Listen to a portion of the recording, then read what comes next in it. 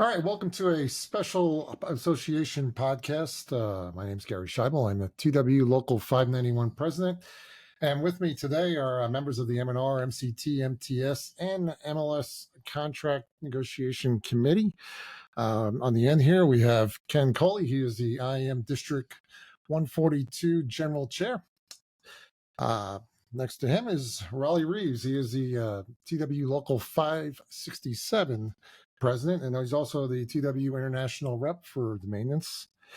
And next to me is TWU Local 514 president, Dale Danker. So we appreciate you guys taking your time out of your busy schedules and doing a podcast, because I do believe that the membership is going to greatly appreciate that. Topic today, obviously, is contract extension. There's been a lot of questions out there on what's going on, and we're going to try to answer each one of them and really just get the facts out there so folks can make a good decision when it comes time to vote. In addition, we started today actually at DWH and today being Thursday, this is filmed, DWH with our first roadshow. We're going to be doing roadshows in as many stations as we could possibly get to. That schedule will be coming out. Hopefully by the time this is published, we'll have a schedule out there for you. We're also going to be doing quite a bit of Zooms to some of the smaller stations, so we can hear from our respective memberships, directly. So that'd be a good thing. If by chance we don't answer your question, and there's always a chance, with this podcast, please attend one of our road shows, get on one of our Zooms and ask your question. Or if you can't get it onto one of those, just ask one of your representatives from the IM or TWU, and we'll get you an answer. And if for some reason you still can't get that answer, just by all means contact one of us directly. So that said, why don't we start getting into some of the questions? And Raleigh, I'm going to kind of lean on you with some of these. And really, how did we get to an extension versus we were so set to get into Section 6? Well, our position from the start, as we all know, and the membership needs to know, October of last year, we started prepping, working hard to get, ourselves in the position to walk in and do full negotiations. So that was the intent. After meeting with the company and having some discussion, that it was brought up that there was an expedited process that they would like to discuss. And so that ended up into a extension to our current agreement based on economics. So after we realized that's what they wanted to do, we reached out and had our actuary economist, Rich Pantoya, the association as a group agreed to use Rich, start his process getting involved with the company and doing very detailed background work to determine who is the industry leading rates for these things across the board. So that was going to take some time. And because it took several weeks to get that done, instead of wasting time, we made an agreement with the company that we have a few things that would stand out that we need to discuss, whether they were grievances or it's a settlement for clarification on issues.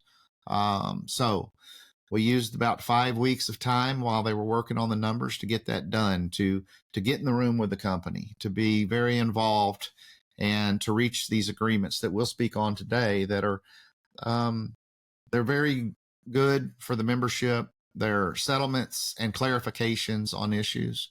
And then once that process happened, time-wise, it worked very well because the company came and then we discussed the financials and got to the agreement on that as well. So time-wise is a good place to start here. So last year, we all know, last negotiations, we all know, we were talking 5 years, and this is barely 5 weeks. Yes. To get to industry match or industry leading contracts. So there seems to be a definite change in the tone of negotiations, not nearly as combative. Maybe you want to speak on that. Yes, it's absolutely the case. We had quite a few meetings day after day after day with the company, and not that we always came into agreement on everything, but it was a respectful meetings, conversations. They weren't combative. They were trying to reach a goal for the membership, and it seemed as both sides of the party were working well together to get it done. And after the 5 years, 8 months, 4 years, 8 months, whatever it was last time, very long time, for us to be able to, as a great team working together as this association, to get this deal done the way it is in a short period of time is a true blessing. Yes, it is. There's a lot of misconceptions out there. So maybe, you touched on one, that while we work through the settlements and the clarifications, the settlements of grievances or the clarifications on issues, that it didn't delay the process as far as getting to wages. Right. No, not at all. We had an open window to get some things done, and we're able to do so. These clarifications, these settlements benefit the membership, and they're not tied together. So there are some that think, well, we're going to vote on these and that, and that's not the case. The proposal that's going to be out, that you're going to get to review, that you're going to have able to vote on as a member, as the membership, that's what you're voting on. So let's just say, for some, in my mind, crazy reason, that this does not get approved. These other things that improved the contractual language versus it's a settlement or a clarification, benefits the membership, they don't go away. That's just like a settlement on any arbitration case or something like that. So that's to the side. What to be voting on is the actual wage increase, and so it's a positive. Okay, so I one, want to add to that. So we also knew that September 18th and 19th, that was the projected date for the economists to finish up their work. So as that was happening, as Raleigh stated, as we worked on these open issues, we on the negotiating team and the company knew, as we were meeting every week to try to have dialogue about the open issues, we knew that we were going to have to get in the room prior to September 18th and say, hey, we agree on these or we don't agree on them. We agreed on some, we don't agree on some. There was never this expectation that we were going to stay in this discussion and it was going to push the economic proposal coming back. That was never the intent. So I want to make that real clear. We had open issues. Some of them got agreed upon, some of them didn't. It didn't prolong anything.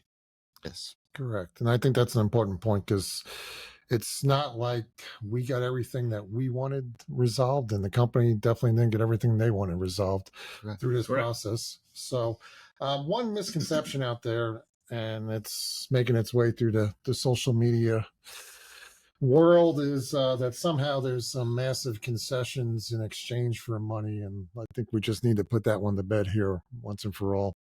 Yes, there is absolutely no concession to receive this. We have a really good contract, best in the industry. If you take a look at everyone else's and the amount of work that's being brought in-house to those locations, the amount of their head count, and several other really beneficial things in this contract, and none of them were touched in order to get to this level of wages. So if it's out there and people think that we gave something up, there is no truth to that whatsoever. Yeah, and I think, just to kind of reiterate, so I mean, we're dealing with like two parallel tracks. One is the economic extension. That's what the membership is going to be voting on. Those wages are at least or better than the industry best. And then we're dealing with the letter of agreement, that where we settled a lot of grievance issues and clarified other issues. And to Raleigh's point, that's being signed irrespective of the economic extension, and it's all positive stuff. And we're going to go walk through each one of them, but I think we should start with the money and the economic extension. And I've said it, and we can say it again. For starters, this does meet or beat the industry best in all work groups. Yes, absolutely does. If you go through the list, I mean, for everyone, it is at least equal to or better, and then also 2-3% increases prior to us being back in bargaining with the company. So an additional 6% over the 24-month period, plus, getting equal to or even better than in some situations. And so the methodology that was used to as like the comparator for airline, in most cases, which airline would that be? Majority of everything was determined off of Southwest Airlines wage. Okay. So maybe Dale, I mean, you can speak to it from a base perspective more clearly of, when you look at the wage that's going to be earned for the folks in Tulsa and maybe just, what your thoughts on it. Well, as you stated earlier, and I wrote it down here, we have more jobs in Tulsa. Of course, we have 4 bases, but we have more jobs in Tulsa than Southwest has in their whole system, comparative amount of aircraft being flown. So what Gary's wanted me to speak to is that for the 4 years, 8 months we were in trying to bring these 2 contracts together, their head attorney would always say, you can have Southwest wages right now, and we want Southwest scope. So what that means is when they have 2 to 3, I remember the numbers back then, and I know it's changed now because we are adding work in Tulsa, Pitt, Charlotte, and back shop work for DWH. So when they have the amount of airplanes they have, and it equals 2 to 3 aircraft mechanics per aircraft, and we're hovering somewhere around 12, 13, 14 mechanics per aircraft. I mean, that's a huge win to get the industry top comparative wage and still have the best industry scope. So we're going to have the best wage with the best scope. So I think that's huge for all the bases. Yeah, I think the last time I checked, American has at least 9, if not 10,000 more maintenance and related jobs than Southwest Airlines. And I could speak for the line. We're going to end up beating Southwest by $1 an hour. That's with the line premium. So quite the achievement with the amount of jobs that we actually have. Raleigh, you mentioned the 3% raises. Maybe just expound upon that a little bit. Okay. Yeah. So the initial increase, we're looking, will be January 6th if it's ratified. After that, the following January of 26, you get a 3% increase. Then in 27, another 3% increase. And that increase is right before the future amendable date, which is June the 26th, 2027 will be the new amendable date. Okay. We have early openers that we will be able to request in March 26. So a 3% increase on the backside of this, just 3 months from us going back and requesting openers, and then those openers beginning in April, is a very big benefit for the membership. Usually you don't get that increase right before you're walking in the room to start this process over again. So another, in my eyes, a very good benefit for the membership. So in total, it'd be a 2-year and 3-month extension. Yes, that's correct. Okay. As far as the crew chiefs, tech crew chiefs, QC premiums, hearing some rumblings out there that, they wished it was going to be more, but ultimately it's $1 more an hour. Any insight you can give us on that? Well, our position, like I said earlier, that we had been working for a long time to get prepared, to make sure we were prepared and we were working solid as a group, was to have a much larger increase for crew chiefs. That's just me being very honest to you all, that was the goal. They're having a very big difficulty filling crew chief positions. From January 1st until September 1st, 296 crew chief spots went unfilled for maintenance. So they're having a hard time. So our position was to move that up. But when this thing happened and it's now not full Section 6 openers and we're not negotiating everything, there was an increase. And I can't say there's not an increase. We were shooting for more. Next time, we certainly will be shooting for more to correct this problem. But there are, in our settlement and clarification agreement, something else that we'll speak about in a bit that also help the crew chiefs and give them an opportunity to move in and out of those positions for the right people that want that position to stay in. And we'll speak to that a little bit later, but it's definitely a benefit to the crew chiefs, but we know the company's position and how many positions go unfilled. Okay. And one other one that we hear often from a lot of our newer folks, and really more so on the AMT side, is the pay scale. How Southwest advertises a 5-year pay scale, yet we're at a 8-year pay scale. And I think it's worth speaking to, because there's definitely a misconception of how our pay scale works compared to Southwest. And I'll touch on this one because I'm very familiar with it. So Southwest does have a 5-year pay scale, but however, the wage rate that you're going to receive is based on that 5-year scale plus the longevity premium. Longevity premium they have is based on 16 full years in the company. So when you look today at, say, their 67.45 that they top out on, that is for a 16-year employee. So for us, most of your boost is in the 5th year. So it's pretty much 5th year, you're going to be making more than Southwest Airlines. And also when you go and stretch it out to the 8th year, what you're going to be making in the 8th year is what a 16-year mechanic at Southwest Airlines makes. So in essence, we've kept the pay scale half of what Southwest Airlines is, with the biggest boost at the 5th year, which is a benefit to a lot of our members. So maybe let's touch on the grievance settlements and the clarification letter.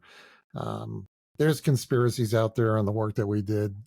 It's just be worthwhile walking through them and putting a lot of this to bed. So let's start with Article 9, and I think we need to start with the reason it's not out there actually at this point, and that kind of goes into implementation. So maybe you want to touch on that, Raleigh. Okay. Yeah, it is the implementation. We've met with the company on it all that time. It's agreed to.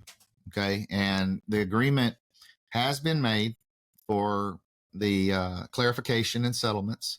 However, a lot of them have different aspects in how they're actually implemented, how they're started, whether that would be IT departments making adjustments, it's work brain, other things like that.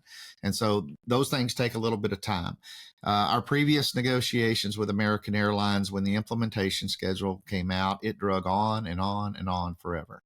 And we just want a clarified implementation schedule for these things. Soon as we get that, which we're working on now, and Labor Relations is working hard to get it done, to be honest. When that takes place, this thing will be signed off on.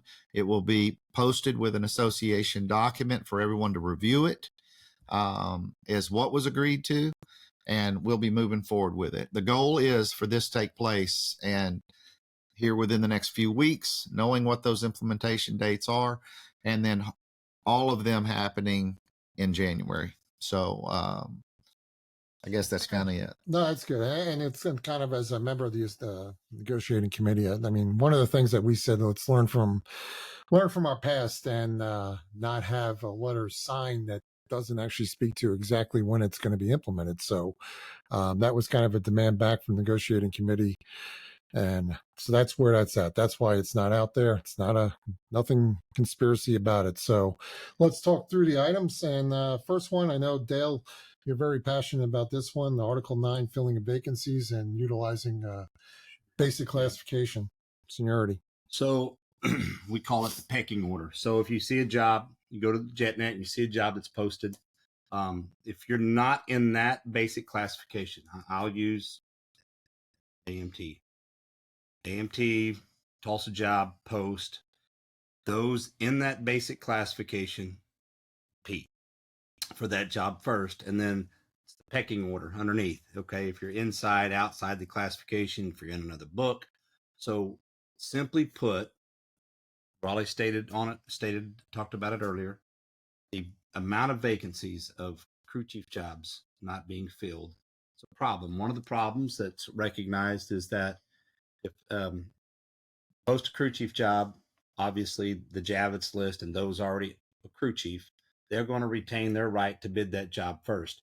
If it falls below, nobody bids it, then it's everyone competing out of, you got to be in that basic to compete for that crew chief, whether it's a cleaner, an AMT, whatever classification you're in, got to be in that basic to compete up for that.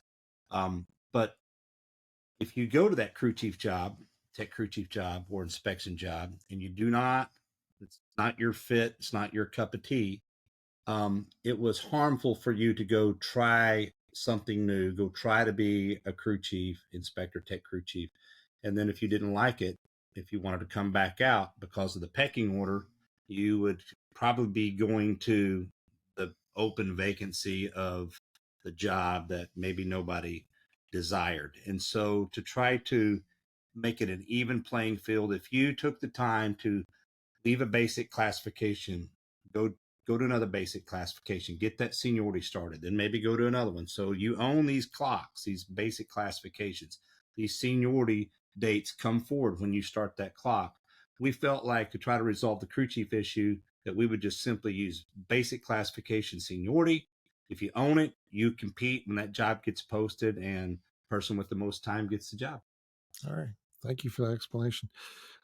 Maybe Ken, you can tackle this one. So the probation period or trial periods for basic or crew chiefs or any of the premium jobs, currently 90 work days. What have we done with that? Well, we had a long-standing dispute with the company over this from the probation piece, because today it says if you do a trial period, it says including classroom training. And we never said that applied to the probationary people, because when you have two new hires that start on the same day, they get treated differently. You get a disparity as to who gets what class. If one class is 4 weeks versus 6 weeks, the 4 week comes off probation quicker and he's able to work overtime and shift swaps. So what we tried to do was to put a set date, which now it's going to go to 140 calendar days. So you'll know exactly the day you are on, you'll be able to circle on the calendar when you come off. We applied that also to anybody that's in a trial period. So whether it's probation or a trial period, now it is going to be 140 calendar days. Okay, and as far as crew chiefs, is there anything differences there? The crew chiefs the crew chief is going to be 90 calendar days. And what they said was, what we agreed to was on the crew chief, you're already in the basic classification. You go up to a crew chief, you should be able to get off of it quicker. So it's going to be 90 calendar days. That gives you the ability to work overtime and shift swaps at a much faster rate. Okay.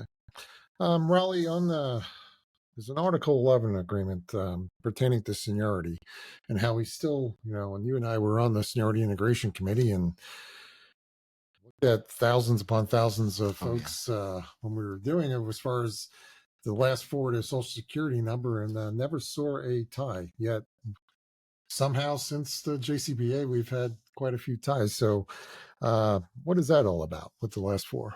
Yeah. So what we agreed to on the last four, really the easiest way to address the situation was when there is a tie. And I think we've had about 37 out there that tied. But in order to get past that, we just moved to adding one extra number. So instead of using the last four, if the last four are the same, we're going to the fifth number.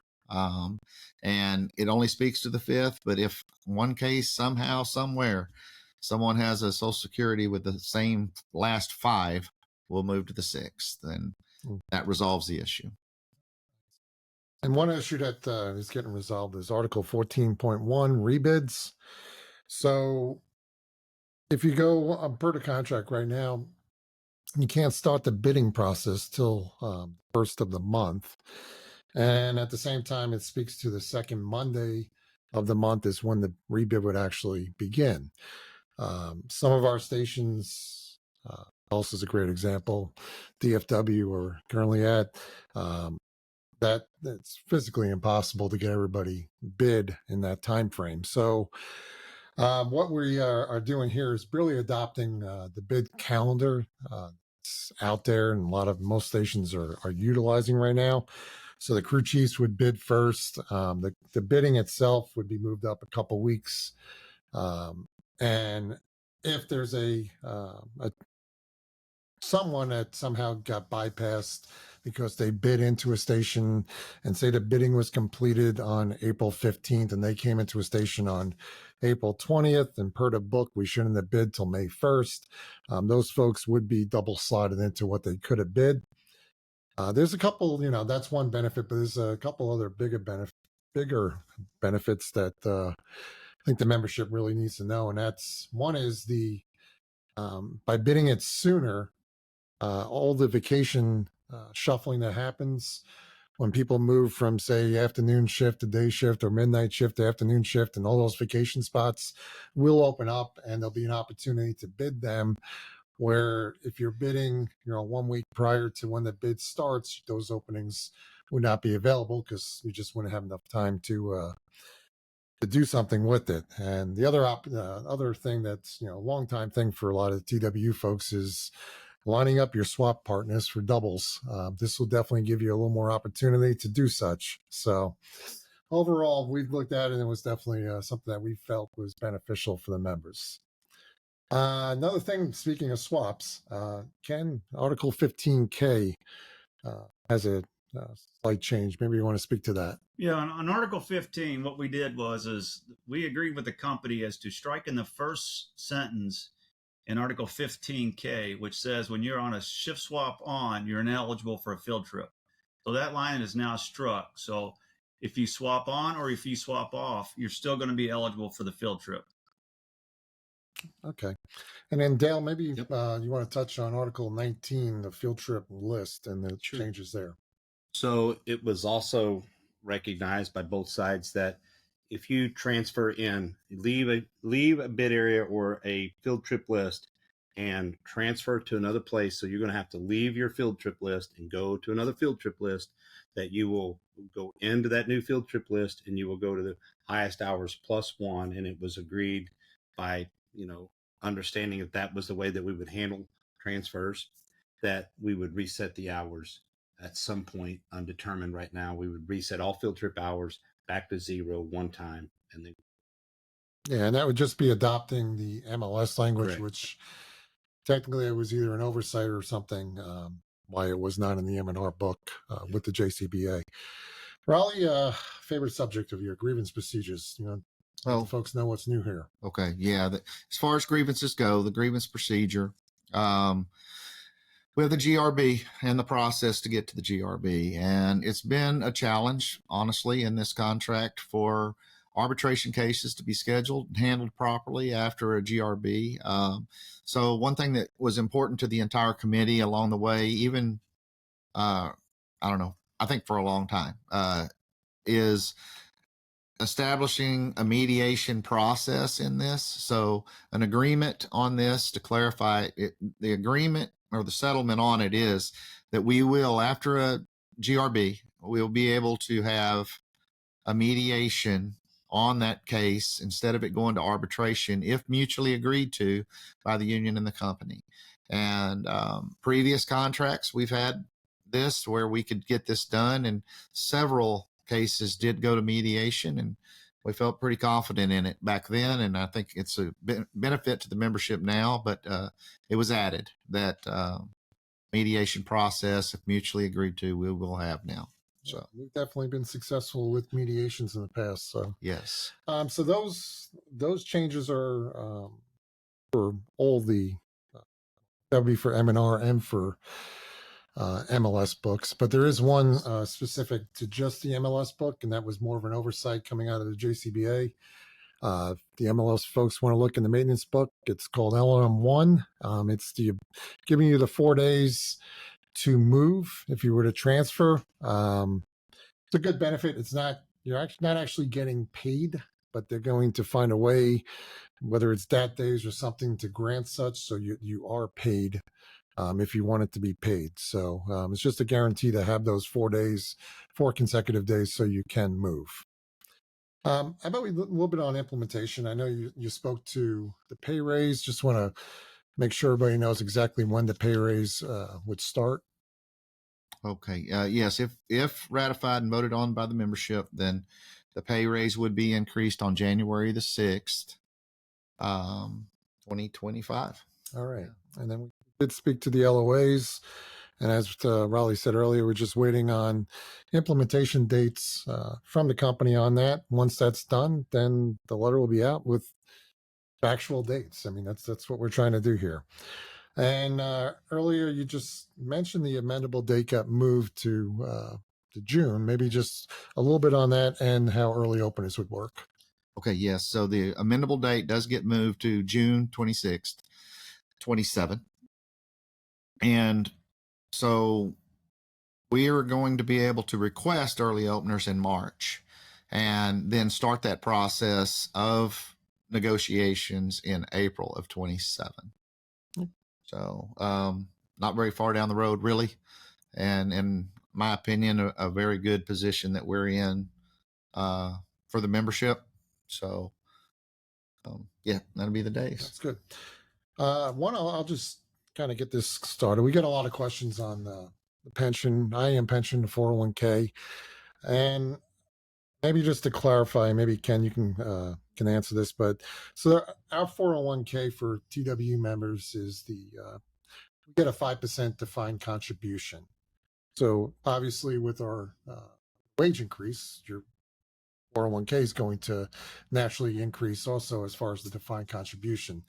So there's been some changes to some of the IAM pension plan, and that would really, all that is correlating to the 5% that the TW is getting with the 401k. That's correct. Okay. One other one, we got a lot of questions. You had a question this morning on it.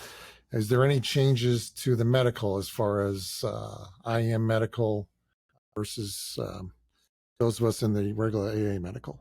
Well, what we did is anything that's tied to the amendable date, since we moved the amendable date to 2027, anything tied to it's going to move to there. So on the LUS, the 90 plan was supposed to terminate at the amendable date. And since we moved it, so now it's now going to be in effect until 2027. Okay.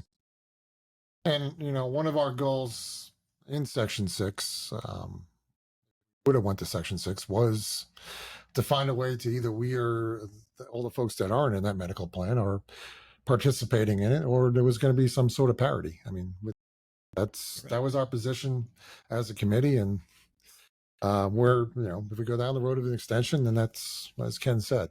So, all right, Raleigh, voting wise, I'm going to touch on that. So obviously, we started the road shows. We're going to be doing Zoom meetings, in-person meetings, schedules coming out. But as far as the voting itself is concerned, how will that work? Are we doing in-person voting? Are we doing by ballots? Are we doing electronic? Yeah, it's important. It's important for the membership to know. So it is going to be electronic process through a company named Ballot Point.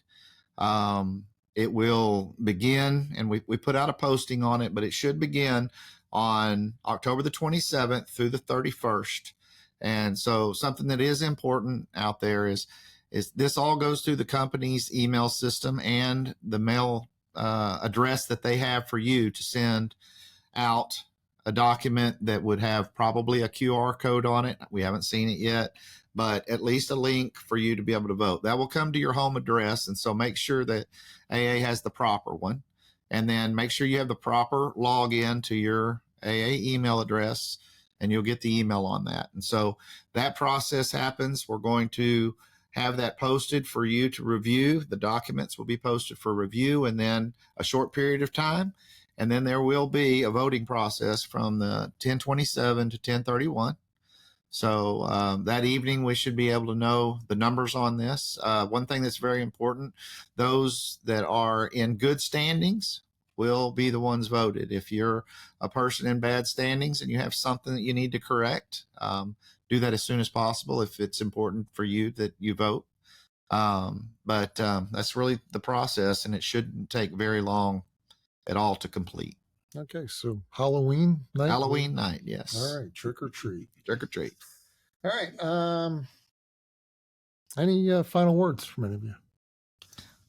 I wanted to say this because we kind of zoomed right on by it, but I wanted to say that if you're in one of the a maintenance control technician or a maintenance training specialist, and you might be watching this video and say, hey, none of these issues really got resolved. That was in my book.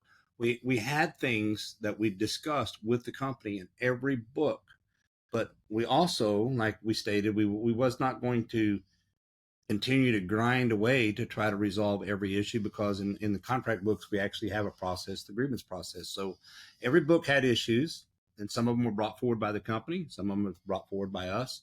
But this is just the issues that we were able to resolve without impacting the timeline on getting back to you as quick as possible, the economic package. That's very important, because as we go back to earlier, that we said that not every issue that we brought forward was addressed. Right. We had a lot of large issues that we would like to address, but just did not get there, and you kind of up against time restraint, because we want to get the economics was ready. We wanted to get the economics, and let's move on. So, any other final words? One other thing I'd just like to say is, rumor mill outside here, social media, different things about the IAM, the TWU not working good together. It's just not true. Yeah. We are on the same page. The company knows that we are on the same page. We have each other's back. We work good together. And throughout the months, October all the way through, all of the things and everything went very well as a committee. So going forward, it's a really strong positive for the membership as a whole. So I just want the membership to know and understand it, because it's important. So, Yeah. I just want to say is that the negotiating committee from both sides from the association worked very hard trying to get. We was ready for Section 6, and we're still going to be ready for Section 6. It's just that we're moving it 24 months, and this is going to benefit the membership that we felt better now, and then we can still fix the issues we need to. It's just going to be prolonged just a little bit. So you just need to take your time, read the information, understand it, and then vote accordingly. But I really want everybody to vote. Yeah. I just now thought of something, the way you said take your time and look through. So we have some documents here. Raleigh, can you speak to that? I mean, they will get to see this thing in its full text. Yes, they'll get to see it for a couple of weeks prior to 10/27 for them to look over it. It'll be in the link provided, and you'll get to review it and then get to vote on it. So, they'll get to see it. And we'll also have some wage comparators, so you can actually see what I was speaking to earlier about the 16-year pay scale for Southwest versus the 8-year pay scale. So that'll all be available. So I just want to, Only one other thing I'd like to say, that it was a topic a lot. There's an OSM group. We received a lot of things from them. I fought extremely hard for them. They got a very good wage. But then we also had welders, machinists, bench avionics, platers, and those that are in shops that were stuck at a rate since 2003.